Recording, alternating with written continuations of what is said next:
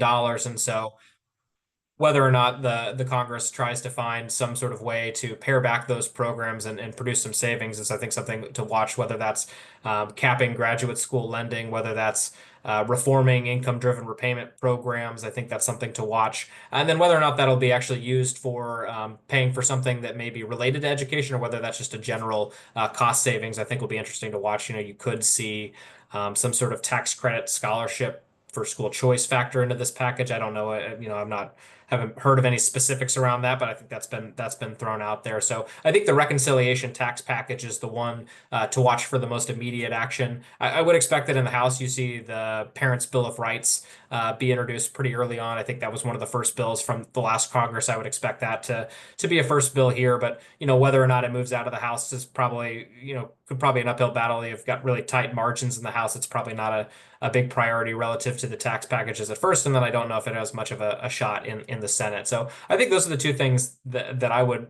look at, but I'd be curious to hear Eric's assessment of this as well. Yeah, I saw lots of nodding. Eric, what are your thoughts? Yeah, I think that's spot on.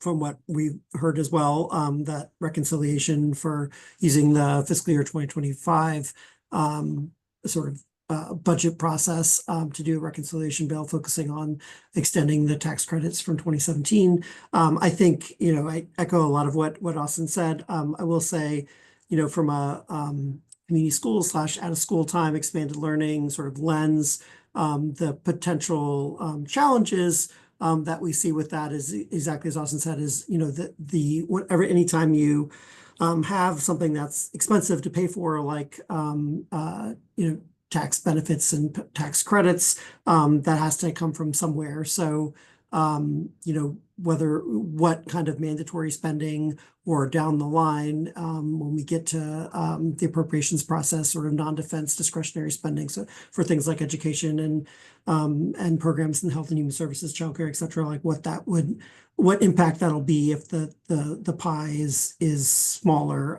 from those large expenses. That's on the challenge side. On the opportunity side is the possibility of what might happen with like last time in 2017, there was discussion around child tax credit, refundable tax credits for low-income families where they can benefit from something. Those kinds of programs could help in terms of access to care, not just for early care, but for school age as well.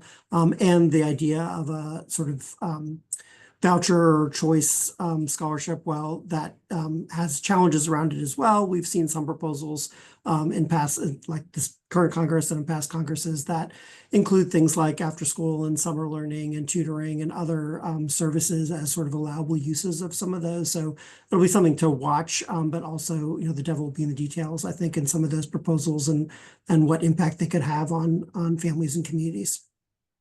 So something else I'd add is just on the appropriations track, and NCSL doesn't have a ton of education-related appropriations priorities outside of the full funding of IDA. But to note, news just today, it looks like the Congress is going to take up a continuing resolution to fund the government through March, but that still means they haven't passed a full appropriations package for fiscal year 25. They'd also have to do that for fiscal year 26, and it'll be really interesting to see what the president's budget looks like for fiscal year 26. And the thing that I'm interested to watch is particularly the funding picture. In the first Trump administration, I think you saw his budget occasionally call for some pretty dramatic cuts to education, but when it came through the actual appropriations process, there were year-over-year increases, not huge increases, but year-over-year increases in Title I and IDA, because you still need 60 votes to pass an appropriations bill in the Senate. That requires at least 7 Democratic votes, and the Senate Appropriations Chair, Susan Collins, I think, has shown herself to be pretty favorably disposed towards education. And so,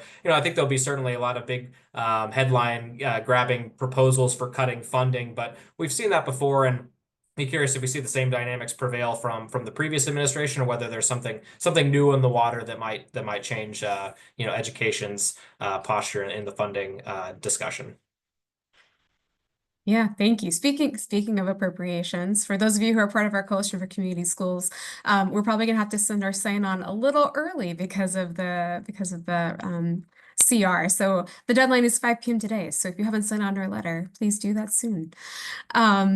We got a little into the weeds with the first question, so let's take a little bit of a step back and take more of a 1,000-foot view of the new Congress. What do you think that the 119th should be focusing on when it comes to education policy, whether that's K through 12 or early ed or higher education? I can start this time if that Yeah, works. Eric, go So, for it. Yeah. okay. I think it's an interesting question in terms of what what I think then we think they should be focusing on versus what they may be first focusing on. I think it's a little bit tricky as a education policy person who among other policy areas that we work on that intersect with out of school time. Obviously the big focus is the Elementary and Secondary Education Act, most recently previously No Child Left Behind, and then in 2015, the Every Student Succeeds Act. That's up for reauthorization. It has been for a while. And that is where things like Title I live, and the formula funding there, which some folks feel like needs some tweaks. It's also where 21st Century Community Learning Centers live and full service community schools, and so many other programs that benefit so many young people and communities and families. The challenge, I think, in terms of whether we think this Congress should focus on it, is generally speaking, when you want to tackle a large reauthorization like that, you like there to be resources on the table, and it does not appear, to Austin's point, that there are resources on the table right now. That's not to say that they won't. I personally haven't heard anything from the incoming newly named House Education and Workforce Chair or the new Help Committee Chair in the Senate in terms of that being on their sort of wish list or target, but that is not to say that it might not be. So sort of pros and cons there. I think we as a field and as advocates need to be ready if that, and the other one, big one obviously, is Higher Education Act, which is, gosh, hasn't been reauthorized in, I want to say, 15, 20 years. It's been a while. 2008. Right, yeah. Right. So, both of those, we need to be ready as advocates if those become up for discussion and reauthorization. And we, as the After School Alliance, have been working for a year now with a work group on what recommendations might look like for that reauthorization. That said, I don't think it's something that we'll be asking or pushing for them to do right now. In terms of things that there might be a little bit more bipartisan support and traction around, will be things like the Career Tech Education Perkins reauthorization. That one's also recently up, although it was done fairly recently. But we know the incoming Chairman Walberg from Michigan, is on the House Education side, is interested in that. We know this incoming administration in their Agenda 47 has talked about the importance of things like apprenticeships and pre-apprenticeships, internships, workforce pathways for youth, project-based learning, all of those where there could be some traction on career tech ed. And there certainly are opportunities, particularly for older youth and middle school programs. Last time that bill was reauthorized, it went down to middle school. So there could be some opportunities for interaction with community-based organizations and with programs that support families through community schools there as well. The other one, just sort of related, is the Workforce Innovation Opportunity Act.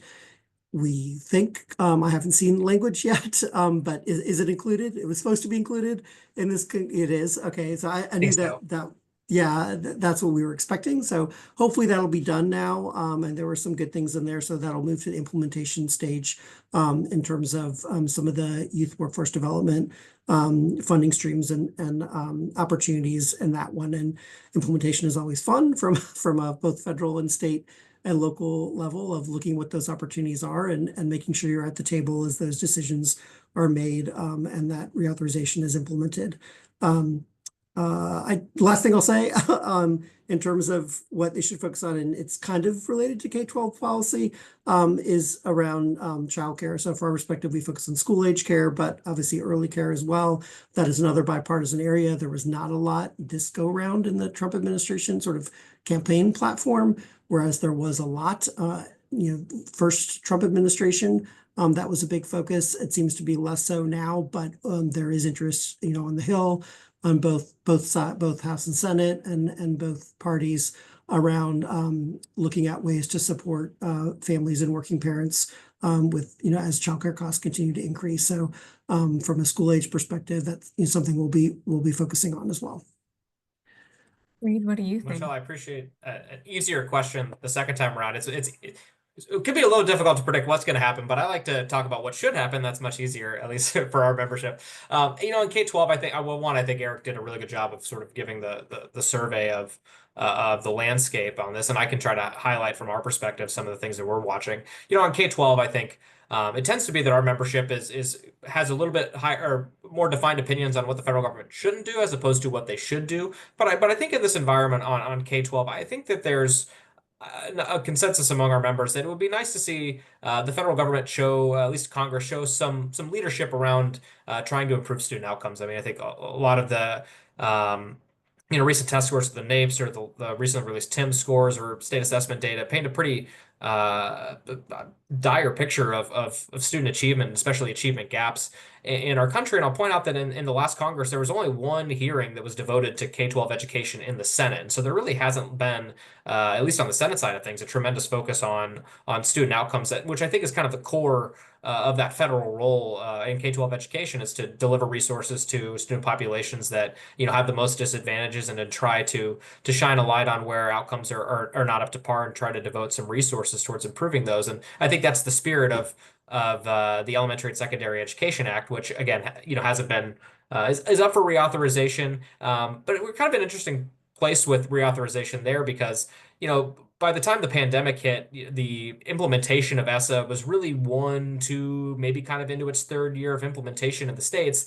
And then I'd probably argue that over the last few years, the core elements of ESSA have probably lost a little bit of focus, partly because of waivers that were offered, understandable and justified waivers that were offered during the pandemic from certain assessment requirements, certain accountability requirements, certain improvement actions that states were required to take. And it's only in the last couple of years that I think we've started to resume sort of normalcy in the general implementation of ESSA, but that's also come at the same time that schools have had a tremendous amount of one-time resources through the ESSER program. And so knowing that those funds are running out within the next month, we're now kind of moving back into the era, almost a pre-pandemic era, where ESSA is the main thing in town. And it'd be interesting to see Congress convene conversations around what's working or what's not working within sort of that triad in ESSA of assessment and accountability and improvement. From our membership perspective, we're not sort of pushing for anything, and I don't know if we necessarily have our minds made up on how those are working, but it'd be interesting to see Congress lead that conversation. I will note that Senator Cassidy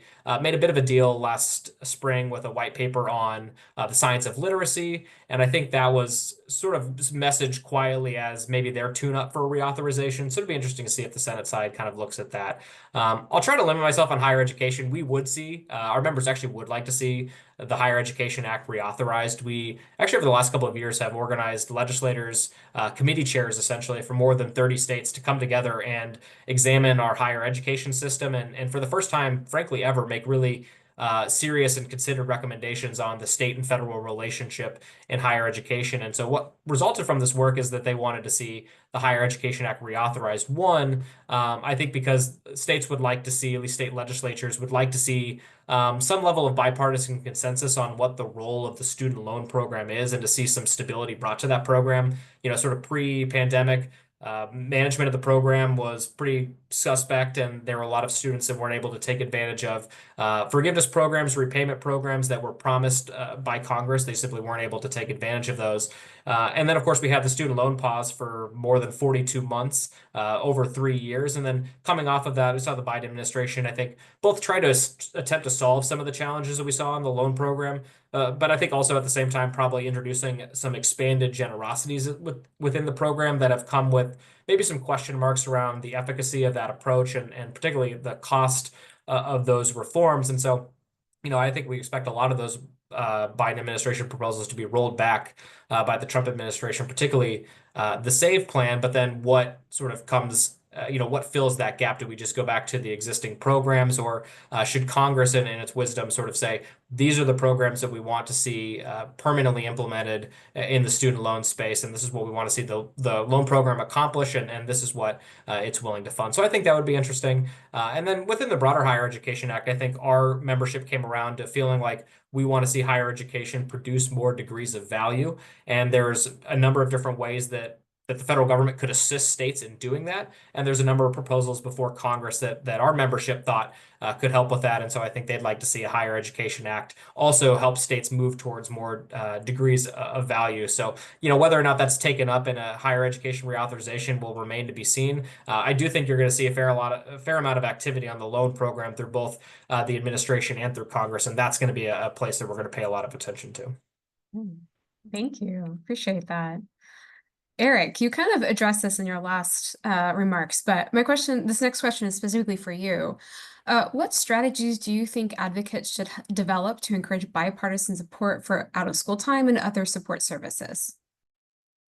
Yeah, so I think as Austin mentioned, I think, one of the big challenges in the next year or 2 years will be on the funding side. And so in terms of strategy that advocates develop, I think a lot of it will be around building bipartisan support and really playing defense in some respects and offense at the same time, of making the case as to why these spending cuts are problematic, and advocating for at least the same amount of funds, if not additional increased funds to meet the need and demand, and the continued increase in costs associated with some of the key programs, be it community schools or after school programs, summer learning programs.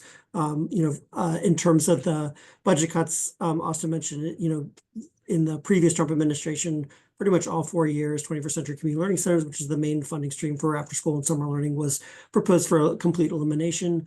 That did not happen. And in fact, as was the case, as was mentioned with Title I and other funding streams, we actually saw a $60 million increase over those 4 years of the previous administration. And that's a testament to both champions on the Hill and bipartisan support amongst appropriators and other members in the House and the Senate previously and now. But also it's really a testament to advocates on the ground. And that's sort of, I think my answer to your question in terms of the key strategy is as advocates, whether we're parents or program providers, educators, teachers, anyone who's working, on the call that's working at the state or local level on programs, to really ensure that your policymakers at all levels, because local and state is just as important, but particularly the federal policymakers, Congress and senators, really understand what these programs are all about. And the ideal there is site visits. So getting them out to your community school or your after school program or summer learning program, really understanding what the impact of these programs are, talking to the students, talking to parents when they come and pick up their students at the end of the day, talking to program staff, and also the advocates and other stakeholders like pediatricians who really understand the value of these kinds of wraparound supports and programs, or law enforcement who also really understand at the local level the impact of these programs and what they have in terms of prevention and other whereas having policymakers, when they sit in the tiny desks, if it's elementary age, when they eat the snack, when they see the robots being built, when they see the audio, design, sound, part, whatever hands-on, project-based learning is going on in these programs, both during the day in community schools, but now at school time. It's really hard to cut programs when you've had that experience. And it's really easy to be a champion for them and speak out on the House or Senate floor about the impact and the great things that you saw in these programs. We can't always do it. We know that's a big investment from advocates to get members out, and schedules don't always work, but staff, even if the member themselves or the elected official can't make it, are great. And not failing, but if you're not able to do a site visit, if that doesn't work out logistically, the next best thing is videos, is getting print media and social media in, we saw a lot of that in the previous Trump administration when 21st Century Community Learning Centers was sort of on the chopping block. Lots of local news, television news, as well as national, going into programs and filming the impact and talking to the parents and students. And that had a real effect in terms of fighting off elimination and increasing the the funding levels at the end of the day. So yeah, I'll stop there. Yeah, I know. Thank you for highlighting that. I think, we talk about narrative and storytelling, and I think we forget that not just, having someone come and talk to a member, but also, bring them into the environment that you're working in, that those site visits are part of that narrative telling. So thank you for lifting that up. And for those of you who might be interested in doing that, we actually have toolkits on the community schools website as to how to do that. So if you're looking for resources, if you want advice, we have that for you in digital form. We're also happy to talk to you. Our deputy directors would be happy to have that conversation with you as well.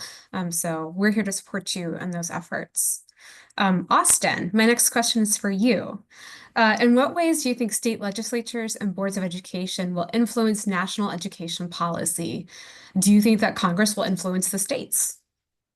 This is a great question. In my opinion, we could have multiple webinars just to answer this question. And as I started to answer, I was like, oh, I'm writing a thesis. Let's limit ourselves. So I'm gonna try to be concise here. But on the K-12 side of things, I would really argue that it's the accumulation of state policy that really makes up the bulk of our national policy in K-12 education. I would argue that over the last decade, that these accomplishments have really been driven by states and not the federal government. Our state policy research team is fantastic, and they've put together what they're calling a little bit of a forecast on some of the issues that we can expect legislatures to take up in the upcoming session. And I think they are reflective of some of the issues that have been taken up in the past sessions. And so some of the challenges that we expect legislatures to address are one, getting students into school. Chronic absenteeism continues to be a pretty serious issue. I think you'll continue to see that be a focus from legislatures. I think you'll continue to see legislatures sort of focus on the different parameters of providing a supportive school environment for students. Last year we suddenly saw a flurry of bills on cell phones in schools. I would expect that to come up. We've seen a bipartisan interest in supporting student mental health, and one of the things we're watching is that a lot of the ESSER funds that schools received really were to provide additional mental health supports for students. I've heard many legislators on both sides, they all recognize the importance of those funds, and I'm wondering what kind of conversations will happen in states to potentially sustain some of those practices as those ESSER funds run out. Of course, I mentioned earlier, improving student outcomes will continue to be, I think, the priority of legislatures. Last few years, we've seen quite a bit of movement on the implementation of the science of reading or literacy. And then now it's an extension of the science of math. I think we'll continue to see that. And maybe we'll continue to see in the expansion of or the sustaining of different tutoring programs. But another big thing as we sort of continue to be concerned with student outcomes that legislatures are really interested in is sort of rethinking the design of school and the structure of the school systems we put together. So we've seen a number of states begin to talk about reforming the structure of their school programs to support more of a competency-based education. And we've seen some other states start to have a bit of a re-examination on how they, approach assessment, accountability, school improvement, as I was talking about earlier. It's interesting in today's environment in terms of Congress's role in that. I would say that, generally congressional Republicans try to reflect state trends in their priorities, and then Democrats in Congress tend to try to influence states, but they kind of try to go about it in these really ambitious ways that I think are tough to pass. And so to tell you what I mean, I think last Congress, we saw Republicans, kind of the three big things we heard from leadership from there was sort of transparency in education, the sort of parents' rights bills, school choice. Both of these were, big priorities in conservative controlled legislatures. And then, of course, we saw sort of the uplifting of the science of reading by Senator Cassidy, but this has, of course, been a bipartisan interest of states. And so they tend to reflect the trends, whereas I think Democrats, their priorities last Congress, they certainly lifted up trying to raise teacher pay, which is a bipartisan priority in states. And they sort of proposed, at least the Senator Sanders did in the Senate, proposed his own sort of teacher pay policy, which has been kind of the first of its kind federal involvement in teacher pay. We've also seen some interest in policies that would try to influence the state financing and funding of both K-12 and higher education, which is a little bit of a reach beyond the typical federal role. But in terms of K-12 education, I don't see too much that this Congress is going to be able to accomplish via legislation, at least that will sort of impact the general state role. On higher education, that's a little bit different a story, and I'll try to answer this really quickly.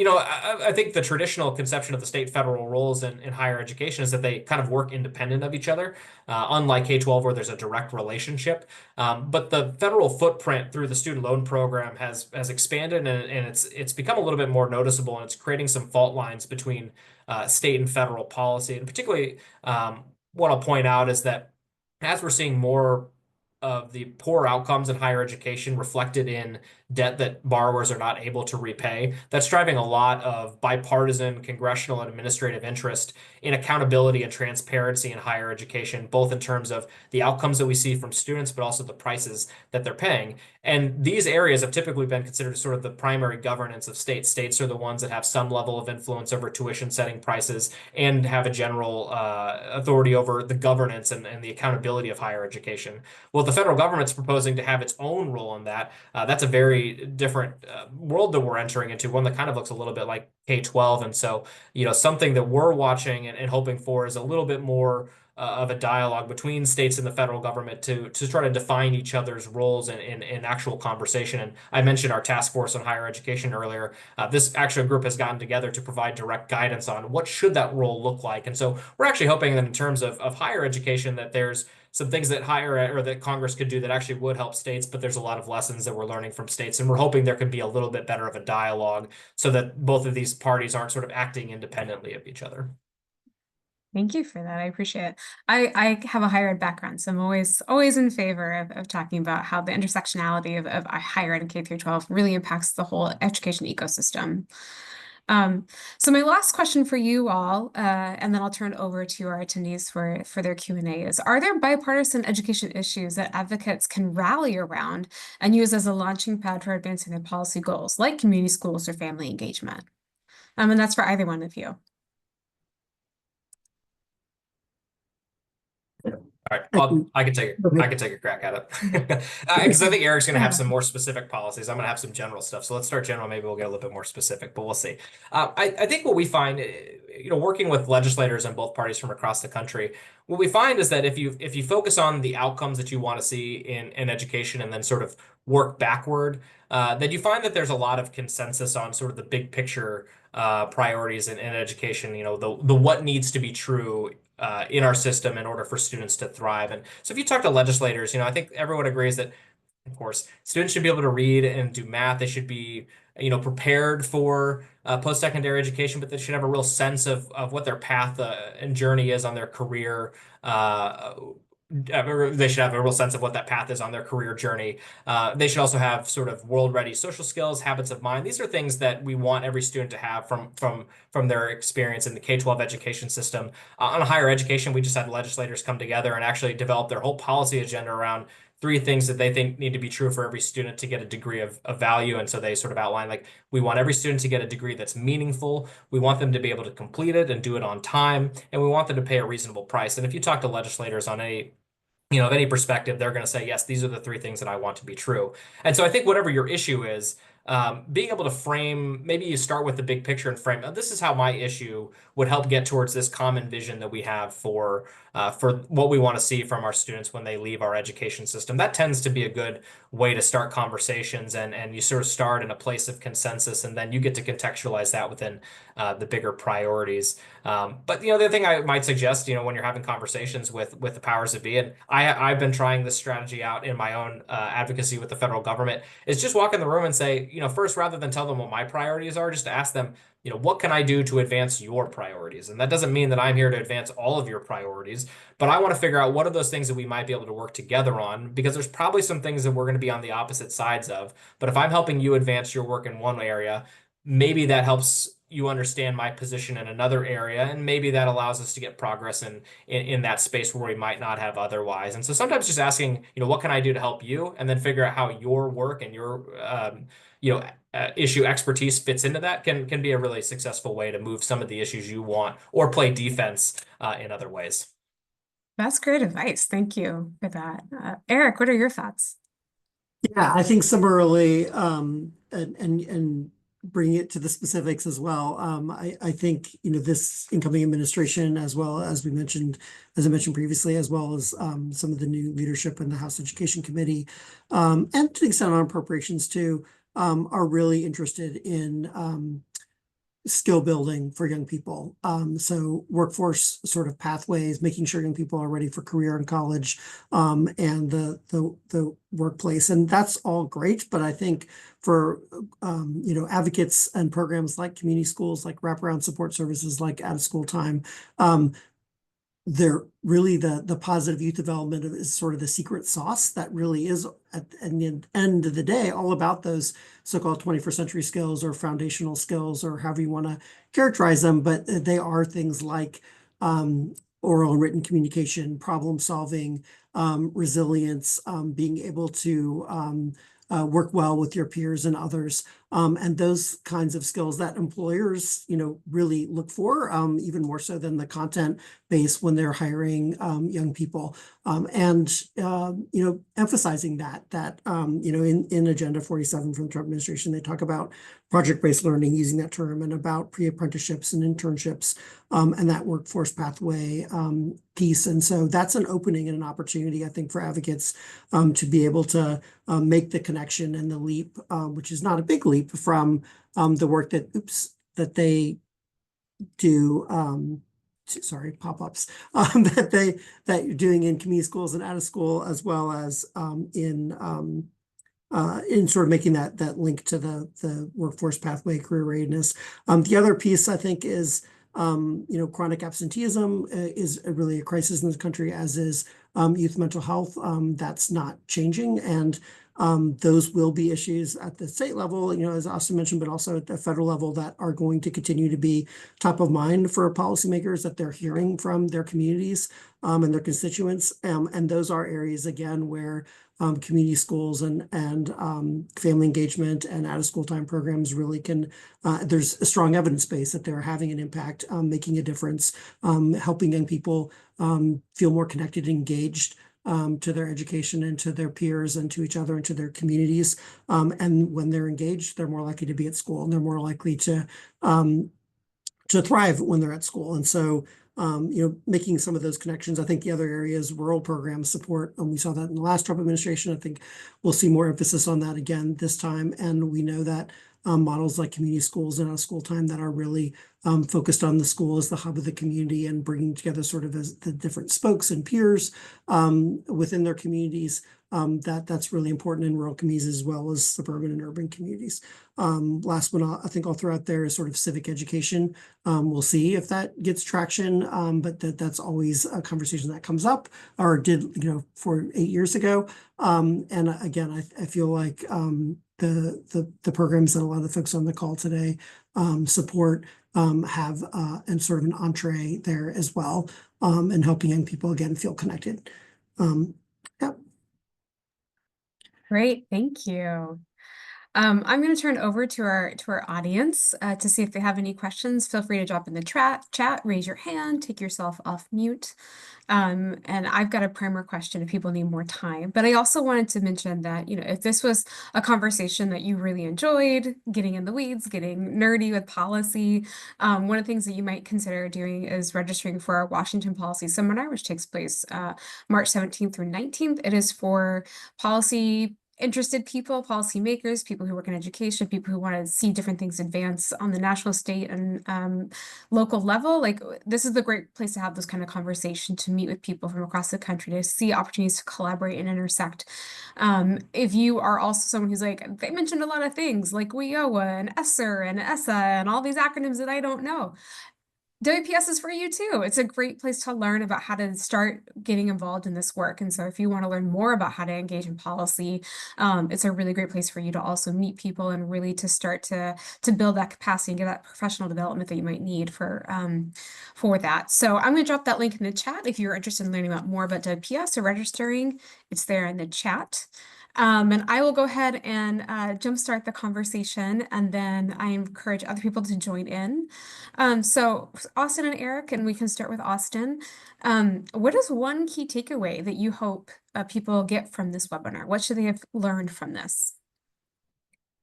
So I was looking, I had a thought come into my head a few minutes ago, and then I looked on my notes and it was the same. I had the thought on my notes that I prepped for this, so that's a good sign. I think a takeaway or something just to keep in mind is that there's quite a bit of nervousness and and fear and for some excitement on what's happening in the education space right now. And certainly there's a lot of issues that, there's a fair amount of polarization on some of the issues. Those tend to be the things that are often covered and focused on in the news.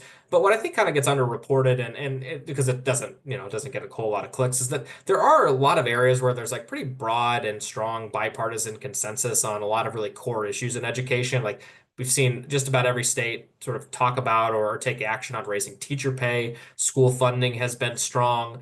I've seen bipartisan approaches to the science of literacy and math. Mental health has been a partisan issue. There is a fair amount of bipartisanship on a lot of the core issues in education. In fact, actually, I think education has proven to be a pretty popular issue, which, if you're worried about cuts, might give you a little bit of optimism. And so, as you're kind of going through and sort of taking stock of what's going to happen in education policy over the next year, you're gonna be more often sort of reminded of the more controversial policies that are up for consideration or the contentious debates that are happening. But I would just remind people that there's a lot of things that people agree on, and so when you get discouraged in one area, go take a look at where there's a lot of encouragement. I think that is a good way to sort of balance your perspective and sort of give you kind of a sense of perseverance, whatever your issue may be. Yeah, Eric, what are your thoughts? What should people have gotten from this webinar? I think that's great advice. Two things come to mind. I know you said one, but one is reiterating what I said earlier, is the site visit thing. That's, if I had one takeaway or wish for folks, even if you don't have a program yourself, you're working at the state level or more of an advocate, identify a program in your community or in your state that you think is really stellar and worked with them to get, again, whether it's the mayor, school board folks, state legislatures, governor's office, or a member of Congress to come out and really experience that program firsthand. If you set yourself a goal for the upcoming calendar year of just one of those, and see how fun it is, maybe you'll want to do more. And then the other thing is sort of along the lines of what Austin was saying, is there's going to be a lot of speculation, a lot of sort of rumors, and this is going to happen, or the Department of Ed's going to close, or all these things. And I just encourage folks to take a step back and pause and think about how there, to Austin's point, there are a lot of areas where there's bipartisan support. Any, major action to happen, there are some exceptions, but most major action take Congress, and that would require 60 votes in the Senate. That means a bipartisan vote.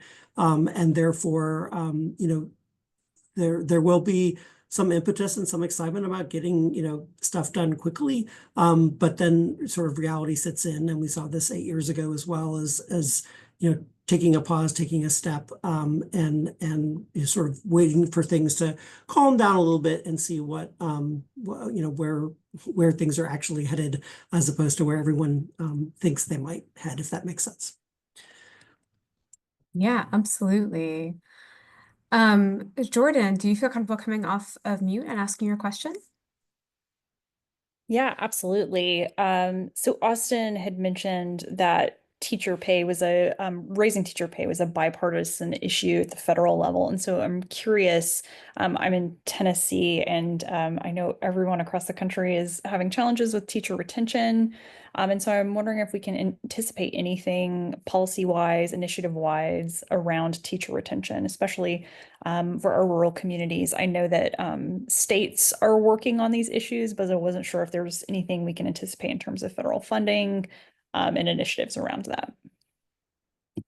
I'll take the first crack at this, and I'd welcome Eric's thoughts. I think he'll have some specific guides. I will say that teacher pay is bipartisan at the state level. I think if you ask members of Congress, they'll all say yes, we support teacher pay. But in terms of is there bipartisan support for a federal action on teacher pay, there's not. That is certainly a narrow, probably partisan priority. I think the only Democrats would support some sort of federal program that has something to do with teacher pay. But there are a lot of federal programs that attempt to get at teacher retention, and we've certainly talked about some of the big title programs in ESEA. I'd be curious to see how some of the smaller competitive grant programs fare. There's maybe I'll avoid the acronyms, but there's a number of different programs, the number in the hundreds of millions of dollars at the federal level that, fund projects that happen in schools and states across the country that really attempt to, improve teacher retention, teacher quality. I think you've seen a lot of those grants have a focus on, particularly rural areas, and trying to drive resources and unearth,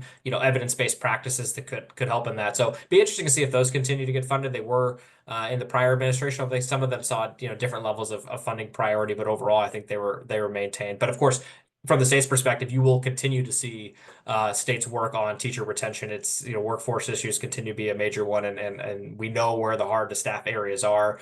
There's been efforts towards trying to solve those problems the last couple of years. We know that they probably have not solved all those things, so I would expect that focus to continue. I think we have time for one more question. Does anyone else want to come off mute and ask their question? Yeah, I will. Kathleen, please, yeah. Yes, please. I was wondering if either of you could discuss any federal work being done with employers to play a more active, sustained role in youth talent development for economic mobility. So it's not just on the schools and the students. Yeah, Eric, do you want to take that?